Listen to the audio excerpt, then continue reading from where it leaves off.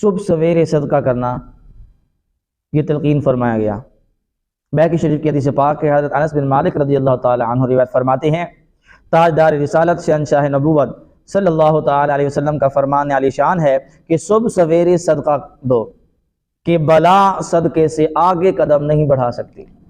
بلا، آفت، مصیبت صدقے سے آگے قدم نہیں بڑھا سکتی۔ صبح سویرے ہی تم صدقہ نکال دو، اس کے بعد جو ہے اپنا دن شروع کرو، یعنی کہ اپنا دن جب شروع کرو تو صدقے کے ساتھ شروع کرو۔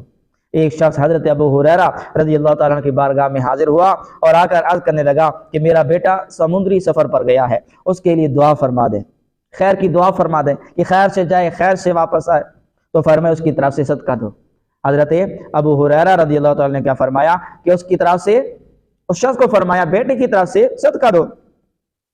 تو اس نے بیٹے کی طرف سے صدقہ دیا۔ تو اس وقت سمندر میں موجیں اٹھ رہی تھیں اور جہاز ڈوبنے کے قریب تھا۔ جس جہاز میں اس کا بیٹا سوار تھا، موجیں اٹھی تو وہ ڈوبنے کے قریب تھا۔ جب اس شخص نے بیٹے کی طرف سے صدقہ دیا تو ایک کہنے والے نے کہا کہ اے سوارو، تمہارے لیے سلامتی ہو، بے شک تمہاری طرف سے فدیہ قبول ہو چکا ہے۔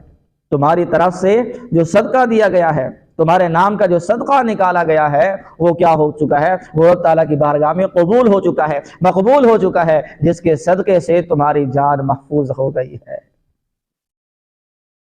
تو عزیزان محترم، دیگر اور بھی فضائل بے شمار ہیں، چند ایک مختصر احادیث مبارکہ اس کے ضمن میں مزید سماعت کرتے ہیں۔